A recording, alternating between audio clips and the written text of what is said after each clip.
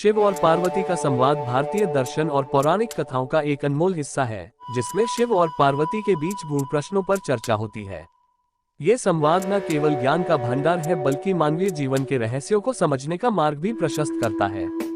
मनुष्य के सबसे बड़े दुख के बारे में जानने के लिए एक बार पार्वती ने भगवान शिव से प्रश्न किया और उनके बीच एक ऐसा संवाद हुआ जिसमें उन्होंने मानव जीवन के दुख, उसके कारण और उससे मुक्ति का मार्ग समझाया।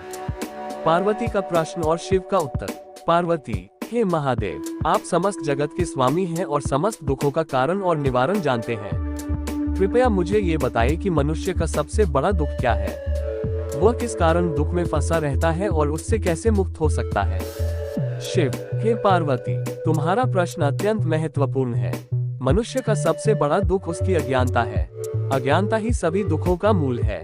जब मनुष्य अपने असली स्वरूप को नहीं जानता, तब वह अपने शरीर, मन और अपने अहंकार को ही अपनी पहचान समझ लेता है। यही उसका सबसे बड़ा दुख है।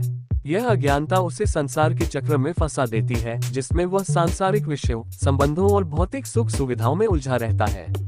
अज्ञानता मनुष्य के दुख का मूल। भगवान शिव समझाते हैं कि अज्ञानता का अर्थ केवल बाहरी ज्ञान का अभाव नहीं है, बल्कि आत्मज्ञान की कमी है। मनुष्य अपने वास्तविक स्वरूप से अनभिज्ञ रहता है और इस अज्ञानता के कारण वह स्वयं को शरीर, मन और इंद्रियों तक ही सीमित समझता है। इसी अज्ञानता से उसके भीतर इच्छाएं, कामनाएं, ईर्ष्या, क्रोध, लोभ और मोह जन्म लेते हैं, जो उसके दुख का कारण बनते हैं। शिव के अनुसार जब तक मनुष्य ये समझ नहीं पाता कि वह आत्मा है और उसका शरीर केवल एक माध्यम है, तब तक वह दुख से मुक्त नहीं हो सकता। इसी अज्ञानता के कारण उसे बार बार जन्म मृत्यु के चक्र में बंधकर संसार में आना पड़ता है।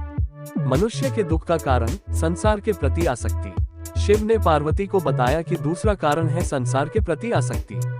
मनुष्य संसार के सुखों को वास्तविक समझ लेता है और उन्हें पाने के लिए जीवन भर प्रयत्न करता रहता है। इस प्रयास में उसे कभी सुख का अनुभव होता है तो कभी दुख का, परंतु ये सुख अस्थायी होता है और उसे अधिक पाने की इच्छा जन्म देती है। यही कामनाएं अंततः मनुष्य को दुखी कर देती हैं। शिव कहते हैं, संसार में जो कुछ भी है वह नश्वर है। हर वस्तु, हर व्यक्ति और हर अनुभव का अंत निश्चित है, परंतु मनुष्य इसे समझ नहीं पाता और स्थायी सुख की खोज में इधर उधर भटकता रहता है। जब वह अपने प्रियजन या संपत्ति को खो देता है, तब उसका दुख और भी बढ़ जाता है। दुख का तीसरा कारण कर्म के बंधन। भगवान शिव ने पार्वती को बताया कि कर्म भी मनुष्य के दुख का एक प्रमुख कारण है। हमारे हर कार्य का एक परिणाम होता है और ये परिणाम हमें समय के साथ वापस मिलते हैं। जब मनुष्य अच्छे कर्म करता है तो उससे सुख की प्राप्ति होती है, और जब वह बुरे कर्म करता है तो उसे दुख सहना पड़ता है। यही कर्मों का चक्र उसे जन्म मृत्यु के चक्र में बांधता है और जीवन के अंतहीन दुख का कारण बनता है। शिव के अनुसार मनुष्य को चाहिए कि वह अपने कर्मों को समझदारी और धर्म के मार्ग पर चलते हुए करे।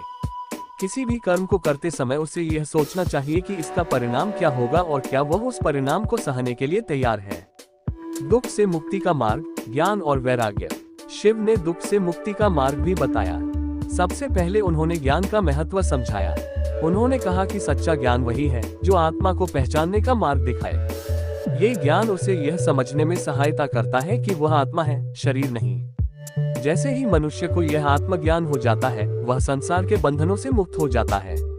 शिव के अनुसार जब मनुष्य अपने भीतर आत्मा को पहचान लेता है, तब वह संसार के प्रति आसक्ति को छोड़कर वैराग्य के मार्ग पर चलने लगता है। वैराग्य का अर्थ है कि संसार के सभी सुख दुख को समझते हुए उनसे परे हो जाना। उसे न सुख में अभिमान होता है और न दुख में हताशा। यही सच्ची मुक्ति है। भक्ति का मार्ग। भगवान शिव ने भक्ति के महत्व को भी बताया। उन्होंने कहा कि जब मनुष्य अपने मन को ईश्वर के प्रति समर्पित कर देता है, तो उसकी माया से मुक्ति मिलती है। भक्ति उसे अज्ञानता से दूर ले जाती है और वह अपने वास्तविक स्वरूप को पहचान पाता है। उन्होंने पार्वती से कहा, सच्ची भक्ति से मनुष्य को ईश्वर की कृपा प्राप्त होती है। जब ईश्वर की कृपा होती है, तब सारे दुख स्वतः ही समाप्त हो जाते हैं। भक्ति ही आत्मज्ञान का सबसे सरल और सुलभ मार्ग है। संतोष का महत्व। शिव ने पार्वती को ये भी बताया कि संतोष मनुष्य के जीवन में सबसे बड़ी पूंजी है।